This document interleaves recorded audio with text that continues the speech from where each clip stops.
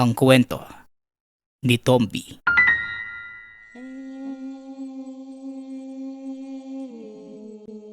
Ang kwentong ito ay hango sa totoong buhay. Mula ito sa isa nating tagapakinig. Karanasan ito ni Bagani. Walang eksaktong taon. Probinsya ng Agusan. Sa murang edad, maagang namulat ang batang si Bagani sa hirap ng buhay. Pinagkaita ng maraming bagay. Hindi lamang sa usaping pamilya, maging sa pagkakaroon ng karapatan sa edukasyon na siyang inaasam ng kabataang tulad niya. Sa kawalan ng salapi at mapaghuhugutan ng suporta, ibinaling na lamang sa ibang bagay ang atensyon. Ang tanging naipamana sa kanya ng sumakabilang buhay na ama ay isang kalabaw. Kasabay niya itong lumaki. Maliit pa lamang ng unang ihabilin sa binata. Katulad niya na paslit sa mga panahong yun. Ito lamang din ang naging sandigan at sandalan sa lahat ng hinaing sa buhay. Saksi sa kahirapang pinagdaanan. Subalit magmula noong tumuntong sa wastong gulang, napansin ni Bagani ang pag-iiba ng kalabaw, lalo na sa tuwing sasapit ang takip silim. Kibit balikat lamang siya noong una, pero habang tumatagal, nalaman ng binata na ang kalabaw na matagal na niyang nakasama ay hindi lamang pala simpleng hayop, kundi isang elemento na kung tawagin ay bawa o balaw. Nasa wangis ito ng isang kalabaw, ngunit ang katawan ay may hahalin tulad sa tao. Halos matroma ang binata na mga sandaling yun nang makita nitong nakatayo sa dalawang paa ang kalabaw. Tumayo ito at naglalabas ng kakaibang liwanag sa paligid. Takot na takot si Bagani na mga sandaling yun. Ngunit habang tumatagal, natutunan na lamang niyang tanggapin ang katotohanan. Ito rin ang tagapagtanggol niya laban sa anumang banta ng panganib at kapahamakan. Kaya lang may taong hindi mapirme. Nangangati ang mga kamay para makapanglamang at makapangapi ng kanyang kapwa. Kaya pala maaga akong napipeste. Kasi nandito ka. Ano bang ginagawa mo rito? Balak mong magnakaw sa taniman namin ano? Magnanakaw ka! Wika ni Omar, sabay lapit sa binata. Inundaya ng suntok si Bagani. Ngunit hindi ito gumante. Nakatayo lamang at tila walang reaksyon ng muka. Hinayaan ang kalabaw na habulin si Omar. Nagtatakbo naman ito. Sumisigaw ng saklolo. Tumigil lamang ang kalabaw nang sabihan ito ni Bagani. Alam mo, mula pagkabata hanggang tumanda, umaasa ka pa rin sa kalabaw? Duwag ka. Wala ka bang sariling kamay? Bakit hindi ko yung gumanti sa akin? Tanong ni Omar. Binalikan ito si Bagani matapos tumigil sa paghabol sa kanya ang kalabaw. Ikaw nga wala ka namang binatbat. Puro ka lang kuda. Ang lakas mong manggulo ng tao, takbuhin ka naman pala. Tugon ni Bagani. O tara, lumapit ka sa akin, magsuntukan tayo. Tapang-tapangan ka lang naman Dali na! Muling paghamon ni Omar. Inihahanda pa ang mga kamao. Ngunit tinawanan lang ito ni Bagani. Sa kabila ng pagiging palaban na ipinapakita ni Omar, mababakas pa din ang pagiging duwag nito. Magsuntukan? Mukha mo. Suntukin mo yung sarili mo. Baka lumaban. Diyan ka naman magaling eh. Mag-aya ng magaya tapos hindi mo naman kakayanin ng laban. Bahala ka na sa buhay mo. Tara na kaibigan, umalis na tayo rito. Wika ni Bagani, kasabay ng pagsakay sa kalabaw at dali-dali nang umalis sa lugar. Isa kang duwag. Bagani duwag. Umaasa lang sa kalabaw. Wala ka namang bayag eh. Duwag. Sigaw ni Omar. Hanggang sa narating ni Bagani ang taniman ni Aling Cynthia. Isa sa nagmamay-ari ng malawak na maisan sa lugar. Dito ito umi-extra bilang taga-araro at ang kikitain sa sakahan ang pagkakasyahin para mabuhay sa araw-araw. Kakarampot man, ngunit nairaraos pa rin naman ang sarili. Pagkarating sa kubo na madalas tambayan ni Aling Cynthia, naabutan niya itong kanina pa naghihintay. Kaagad pinagtrabaho sa sakahan, bagay na hindi naman tinanggihan ng binata. Iniwanan siya ng makakain sa tanghalian dahil luluwas pa ito ng Karatig Bayan upang asikasuhin naman ang iba pang ari-arian. Nahirapan si Bagani na tapusin ang pag-aararo dahil sa pagsulpot ni Omar sa hindi kalayuan doon sa may puno ng saging. Binabato siya nito at inaasar. Hinayaan lang ito ni Bagani nung una. Ngunit nang hindi na makapagtimpe, itinigil muna ang gawain at kagad kinumpronta kung anong problema nito. Ikaw nga, ano ba talagang problema mo? Kahit saan ako magpunta, sunod ka ng sunod ah. May gusto ka ba sa akin? Kaunti na lang talaga.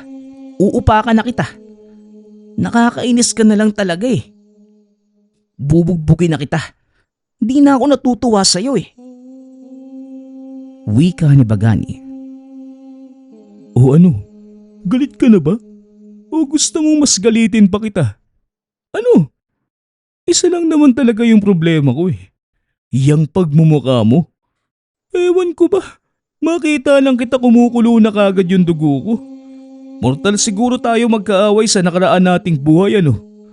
Pinagtagpo tayo ngayon para magkaroon ng ikalawang yugto ang istorya natin. Ngayon pa lang, gusto na kitang gulpehin. Wika ni Omar habang pinapalagutok ang kamao. Nakatitig ng masama kay Bagani. Kung talaga nga na isang kwento ang buhay ng bawat tao, kung sino man ang nagsulat ng kabanatang to, siya ang una kong dapat patayin eh. Akalain mo, sa dinami-rami ng pwedeng itapat sa akin, ang katulad mo pang mahina. Mababaw magsalita at walang laman. Kung sumunto ka nga, parang papel lang kung dumapo sa balat. Mahina. Wika ni Bagani. Hindi nakasagot si Omar. Basta na lamang itong nanuntok gawa ng labis na galit. Wala itong tigil sa pagsuntok. Ilag naman ang ilag si Bagani. Tumigil lamang ito nang madapa sa sariling galaw. Kagad itong bumangon at tumigil sa pag-atake. Unti-unti na itong nilalamon ng kahihiyan. O ano? Hanggang doon lang ba yung kaya mo? Ikaw pala tong tapang-tapangan eh. Umuwi ka na nga lang sa inyo. Wala ka pang sapat na lakas. Nag-aaya ka pa, wala ka namang ibubuga. Wika ni Bagani. O sige, kung hindi kita kayang tapatan, tignan na lang natin kung makakaya mo yung tsuhin ko. Sa tangkad nun at laki ng katawan, mahihirapan kang abutin yun. Lalo na kung gagamitin niya yung natatangi niyang kakayahan. Paniguradong hindi ka aabuti ng isang araw. Banta ni Omar. Humahagalpak ng tawa. Dumuras sa lupa at saka lumakad palayo. Hinatid lamang ito ng tanaw ni Bagani. Hindi man lamang nakaramdam ng takot. Sanay na rin sa mga banta na narinig mula pa pagkabata. Ibinalik niya ang atensyon sa naudlot na gawain. Pagkatapos, pumasok na ng kubo para makapagtanghalian. Ngunit sa kalagitnaan ng pagkain, dumating ang isang matangkad na lalaki at malaki ang katawan. Humihit-hit pa ito ng tabako. Lumapit sa kanya at binugas sa mukha ni Bagani ang usok. Kung pormahan ng pag-uusapan, desente naman yung itsura ng lalaki. Nakamaong, sapatos, puting kamiseta na pinaiibabawan ng jacket. Ngunit kung presensya lamang ang pagbabasehan nito, malayong malayo sa matatawag na matino. Oh, at sino ka naman?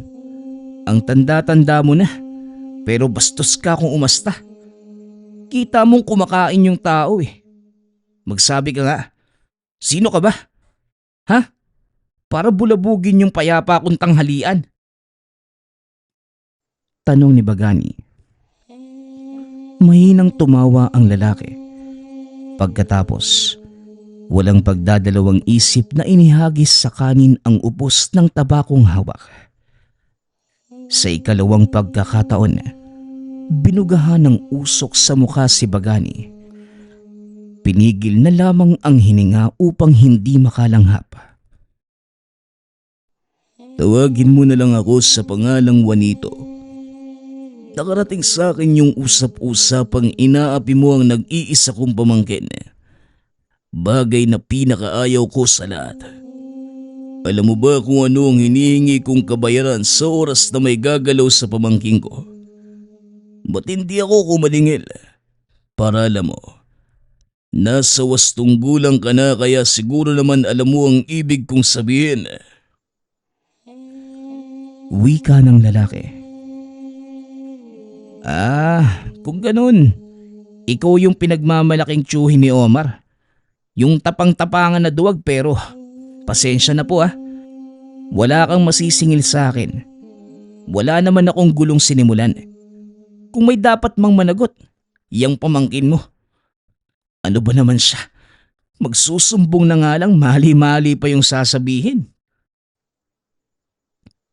Aba, ang tabil ng dila mong bata ka. Sigurado ka ba sa sinasabi mo? Ngayon palang gusto na kitang gamitan ng orasyon para mangisay dyan sa kinauupuan mo. Parang nagmamataas ka sa akin. Baka gusto mong gawing kitang palaka. Banta ni Juanito. Naglabas ito ng isang maliit na insekto. Pinaglaruan yun sa kanyang mga kamay. O ano? Babarangin mo ko? Ganon? Kung iniisip mong magagawa mo, nagkakamali ka. Hindi uubra sa katulad ko yung ganyang pamamaraan. At kung ako sa'yo, umuwi ka na lang at mananghalian. Wika ni Bagani.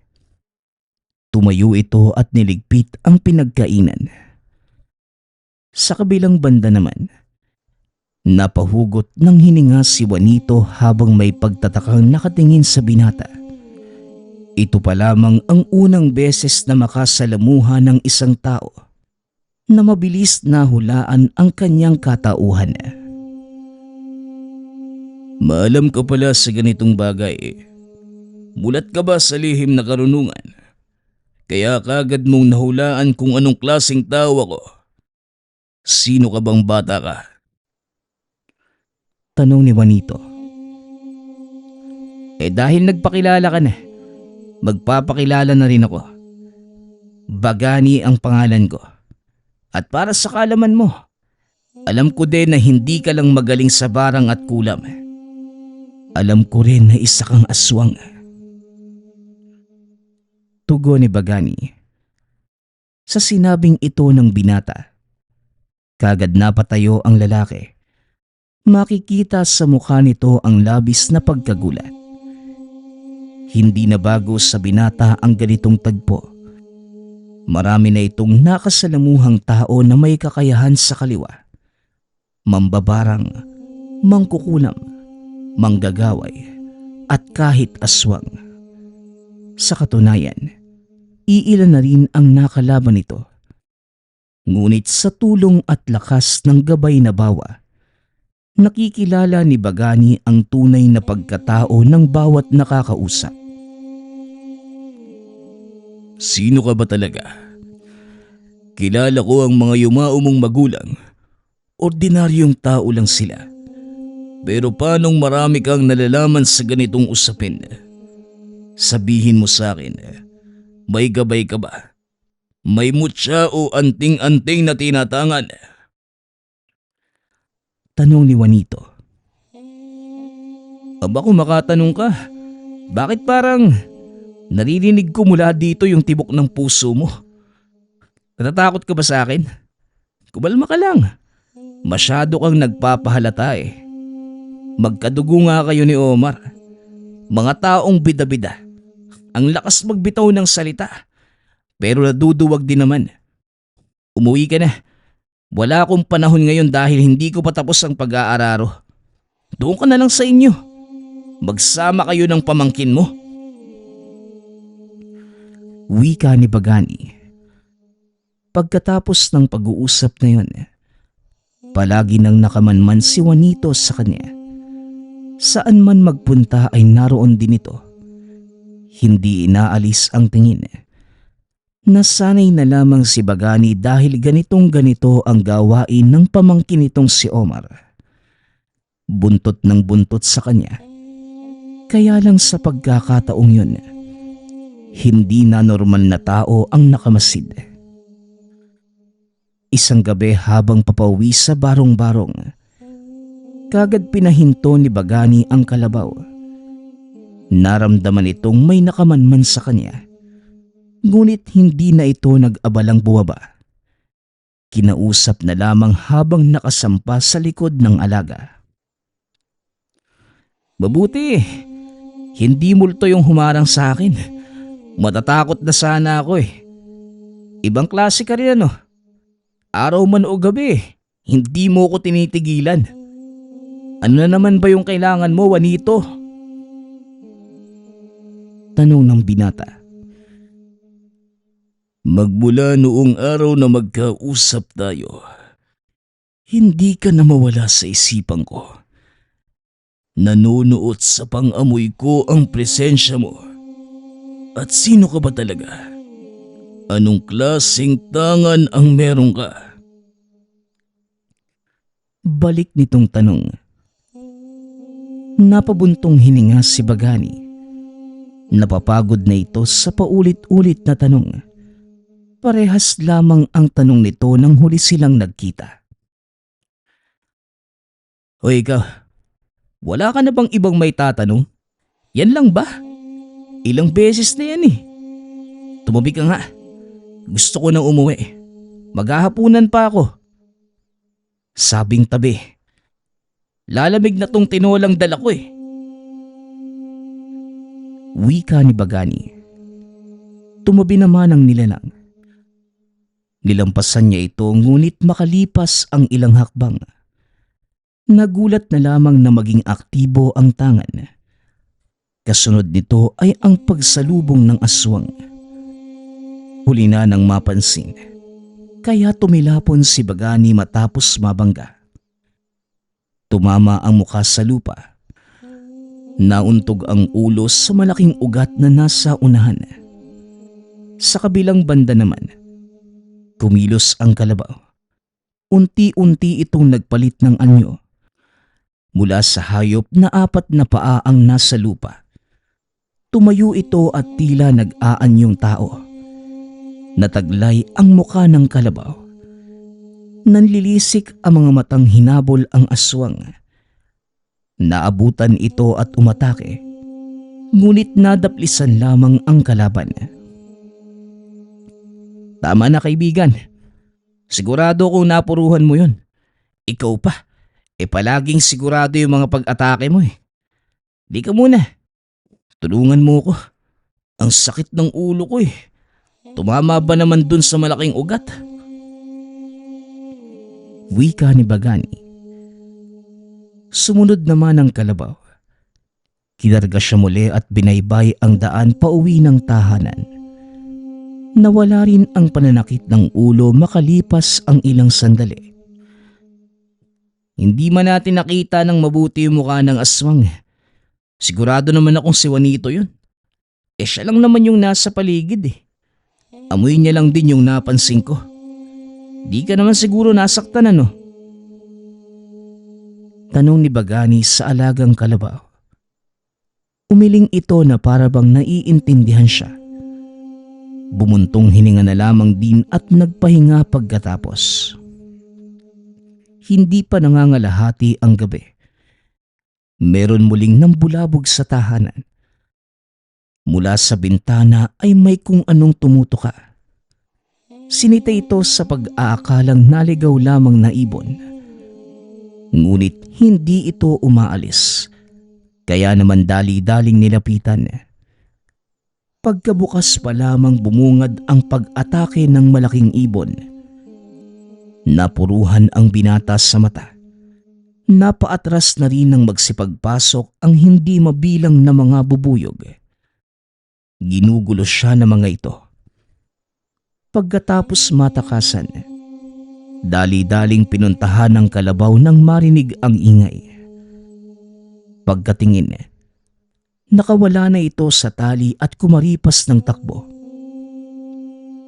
Kaibigan, at saan ka naman pupunta? Bumalik ka nga rito. Sigaw ni Bagani. Hinintay muna ng binata na luminaw ang paningin bago hinabol ang kalaban.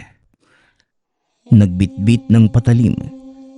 Saka binaybay at sinundan ang mga bakas ng alaga. Sa masukal na bahagi ng kagubatan na karating, hindi pa natunton ang kinalalagyan ng kalabaw. Ngunit madidinig na ang paghangos nito. Maingat si Bagani dahil napansin na maraming naglalabas ang insekto sa mga halaman. May iba't ibang klase ng uod at bulate sa lupa. Ang iba sa mga ito, nagsimulang kumapit sa kanya. Parang mga lintana dumidikit sabay sipsip ng dugo. Ilang sandali pa, naamoy nito ang samyo ng nilalang sa hindi kalayuan. Juanito, alam kong ikaw yan. Wala naman akong kilalang tao na mas masahol pa sa hayop eh. Kundi ikaw lang. Hayop ka. Lumabas ka sa lungga mo. May pinagmanahan pala talaga yung pamangkin mo, no? Nananalaytay sa dugo nyo yung pagkaduwag. Gumamit ka pa ng mga insekto. Ikaw kaya yung humarap sa akin. Sigaw ni Bagani. Mula sa kung saan, tumilapon ang kalabaw. Ganap na ang anyo nito. Natumba pa ang punong tinamaan. Kasunod nito ay ang pagpapakita ni Juanito. Nagsasambit ng mga orasyon habang nilalaro sa kamay ang lagayan na merong iba't ibang uri ng insekto. Huminto at ngumiti nang mapatingin sa kanya. Anong sabi mo? Duwag ako. Hindi naman. Sadyang inuna ko lang pahirapan ang gabay mong kalabaw. Malakas siya. Aaminin ko. Pero hindi niya kaya ang kapangyarihan ko. Tignan mo. Mukhang nahihilo na yata yung alaga mo. Wika ni Juanito. Napaluhod ang elemento habang iniinda ang magkabilaang tenga na walang tigil na naglalabasan ang mga insekto. Nagdurugo na rin ang ilong. Paulit-ulit pang sinusuntok ang sariling ulo sa nararamdamang sakit. Humihina na rin ang paghangos. Hayop ka. Hindi ka talaga marunong lumaban ng patas, ano? Ibaba mo ang mga insekto at magpalitan tayo ng lakas, Juanito. Wika ni Bagani. Napataas ang tono nito nang makitang mas lumalala pa ang sitwasyon ng kaibigang kalabaw. Dumarami ng dumarami ang naglalabasang insekto sa tenga. Labis na rin ang pagdurugo ng ilong. Kahit anong tawag ang gawin, tila hindi na siya nadidinig. Mula sa pagkakaluhod, humandusay ito. Nanlaki na lamang ang mga mata ni Bagani. Nang hina nang makitang bumagsak ang alaga, sa galit ay sinugod niya si Juanito. Nag-iba ang katangian ni Bagani. Mahigpit ang pagkakahawak sa patalim. Nasa kalaban lamang ang tingin at atensyon. Hinayaan muna itong makapagpahinga ang alaga. Ngunit hindi niya namamalayan. Dahan-dahang naglaho ang pisikal na katawan ng kalabaw. Hindi nagtagal. Tuluyang sumanib ang kaluluwa nito kay Bagani. Binalot ito ng nakakasilaw na liwanag at bawat galaw ni Juanito, nahuhulaan niya bago pagawin. Sa walang tigil na pagsugod, nataranta si Juanito habang nagsusumikap ilagan ang mga pag-atake. Nabitawan ang lagayan ng mga insekto. Natigil din ang pag-oorasyon. O ano? Iiwas ka na lang ba? Ayaw mo lumaban? Nasaan na yung tapang mo kanina? Talaga bang may panahon ka ba para tanungin ako? Yung kaibigan mong kalabaw, wala ka bang bala kamustahin? Parang wala na siyang buhay. Humandusay na lang kanina. Wika ni Juanito. Inililihis ang usapan. Nilingon ni Bagani ang kalabaw. Ngunit kahit saan siya tumingin, hindi niya ito makita. Ilang beses itong tumawag ngunit hindi sumasagot.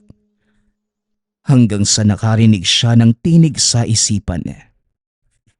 Doon lamang nalaman ng binata na nasa loob ng katawan niya ang kaluluwa ng kalabaw at tuluyan na silang nag-isa.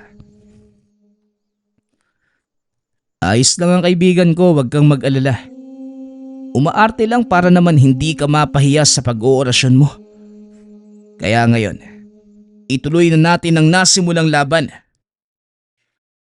Paghamon ni Bagani, hindi umatras si Juanito. Nawasak ang lagayan ng insekto. Unti-unti na ring naglalaho ang mga ito. Kaya wala nang pagpipilian si Juanito kundi magpalit ng anyo. Mas lumaki pa ang hubog nito. Mas humaba ang mga kuko. Nanlilisik ang mga mata. Nagtutulisan ang mga pangil.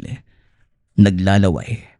At may hahalin tulad sa mabangis na lobo ang itsura. Isa pala itong gabunan. Napatras si Bagani. Hindi inaasahan na ganito ang wangis ng kalaban. Kaya pala nagyayabang ka kasi hindi ka lang pala malaking aswang kundi isa kang gabunan. Hindi bale na. Tignan natin kung sapat ang lakas mo para tapatan ang kakayahan namin ng alaga ko. Wika ni Bagani. Sa isipan ng binata, patuloy lamang ito sa pakikipag-usap sa alaga. Mas lalong nanlisik ang mga mata nang makita ang kalaban. Wala nang sinayang na oras ang dalawa. Kagad silang nagsalpukan. Kung titignan si Bagani ng mga sandaling yun, nang mag-isa ang katawan ng dalawa, unti-unti ding mas lumalaki ang pangangatawa ng binata na hindi nalalayo sa laki ni Juanito.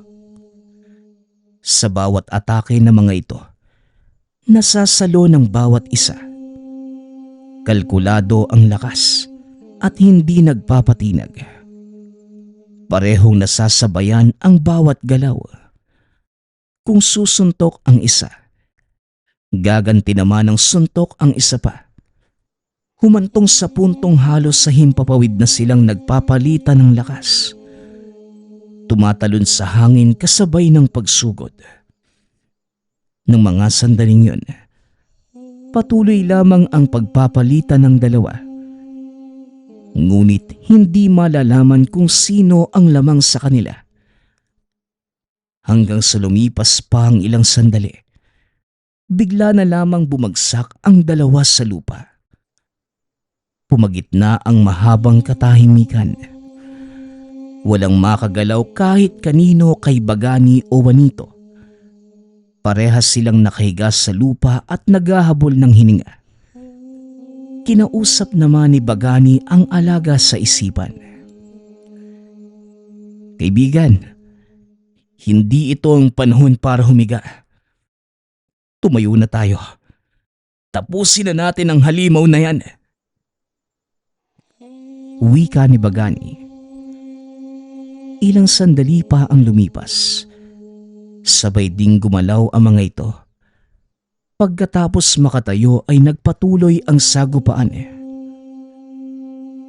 O sige, ibuhos pa natin ang lakas natin. Hindi tayo pwedeng magpatalo. Higpitan mo yung paghawak. Huwag mong hahayaang makatakas yan. Ilaban natin yang kaibigan! Wika ni Bagani.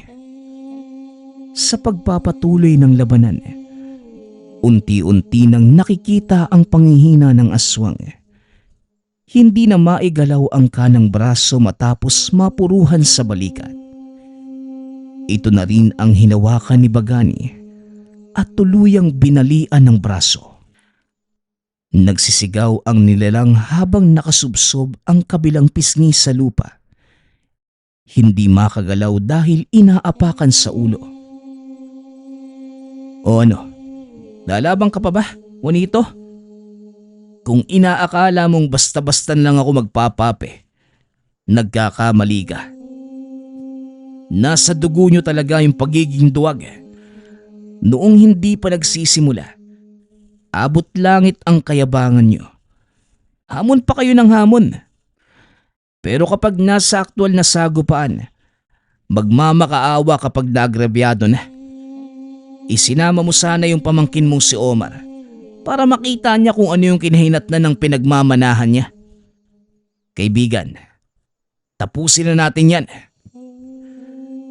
Wika ni Bagani. Itinaas nito ang kamay. Nakaamba ng pagsuntok sa nilalang bilang panapos. Bigla itong natigil ng mag-anyong tao si Juanito. Kagad pang nakiusap at humagulgol na nagmamakaawa. Patawad. Patawarin mo ko, Bagani. Pangako, hindi na ako uulit. Kung gusto mo, pagsisilbihan kita. Ituturing kitang amo. Pagbigyan mo lang akong ng pagkakataong mabuhay. Ayaw ko pang mamatay. Pakiusap. Pakiusap. Pagmamakaawa ni Juanito. Tumigil sa pag-atake si Bagani. Kinausap ang gabay sa isipan. Bago tuluyang umatake, kailangan muna nilang magkasundo. Hindi kikilos ng hindi naaayon sa pasya nilang dalawa. Pati si Omar, pagsasabihan ko na huwag ka nang guluhin. Pwede mo kaming gawing utusan kung gusto mo. Susundin ko ang bawat utos mo. Huwag mo lang akong patayin ngayon. Bagani, maawa ka. Dagdag ni Juanito. Sa hindi malamang dahilan, nakaramdam ng awa si Bagani nang makita ang kalagayan nito. Bali ang balikat, umiiyak, nagsusumamong pakawalan. Nagdadalawang isip kung ano ang susundin. May parte sa kanya na nagsasabing kaawaan, ngunit meron ding parteng bumubulong na tapusin na lamang dahil isa pa rin itong halimaw. Napabuntong hininga si Bagani. Pagkatapos, sinabi sa nilalang ang napagpasyahan nilang dalawa. Sige, subukan mo lang namang gulo ulit sa akin. Kayo ng pamangkin mo. Hindi na kita kakaawaan sa susunod. Siguro naman, magtatanda ka na sa nangyari sa'yo ngayon. Sa susunod na hamunin mo ko, pasensyahan na lang tayo. Wika ni Bagani. Dali-dali namang lumuhod si Juanito sa harapan ng binata. Paulit-ulit itong yumuko sa lupa bilang pasasalamat. Pagkatapos, inihatid na lamang ng tanaw habang paika-ikang humahakbang. Bit-bit ang baling braso. Matapos ang tagpong yun, muling lumabas ang kaluluwa ng bawa sa katawan. Nagkaroon muli ng pisikal na anyo. Iniwan ng alagang kalabaw si Bagani. Nararamdaman naman ng binata ang pagtatampo ng alaga. Naiintindihan naman ang himutok nito. Kinausap ng makarating ng tahanan. Alam kong gustong-gusto mong patayin siya. Pero kaibigan, hindi lang tao ang may karapatang mabigyan ng ikalawang pagkakataon. Tao man o hayop, o anumang nilalang. Kung nararapat mabigyan, bibigyan natin. Pare-pareho lang naman tayong nabubuhay sa mundong to Iba-iba man yung pinagdaraanan. Pero sa oras na magtangka ulit sila sa akin o sa ibang tao, ako mismo yung tatapos sa buhay niya. Wika ni Bagani. May idadagdag pa sana ito. Ngunit hindi na magawang tapusin ang talikuran ng kalabaw. Dali-dali itong naglakad palayo. Sinundan pa niya ito ngunit mas lalong nagmamadaling lumayo. Hinayaan na lang muna. Hinintay ang pagbabalik. Kabisado niya ang ugali ng alaga. Uuwi rin kapag nawala ang pagtatampo.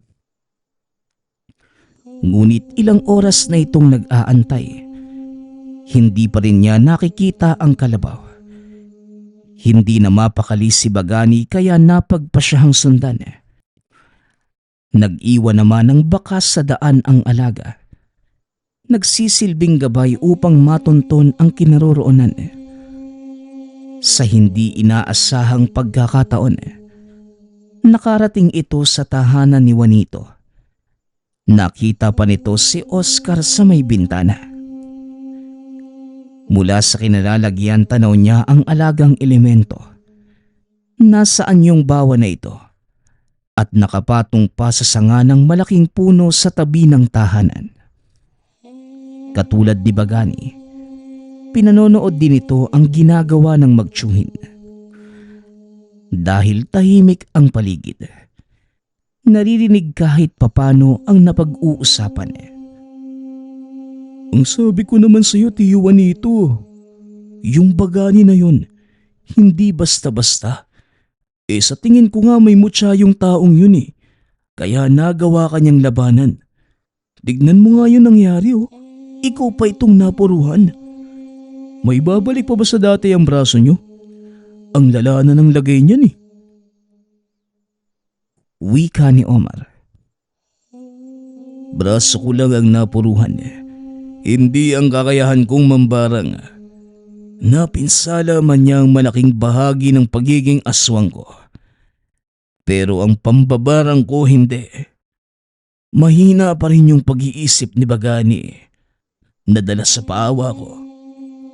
Sisiguraduhin ko na sa puntong ito, matitikman niya ang aking ganti at mapagtatantong mali ang pagiging maawain.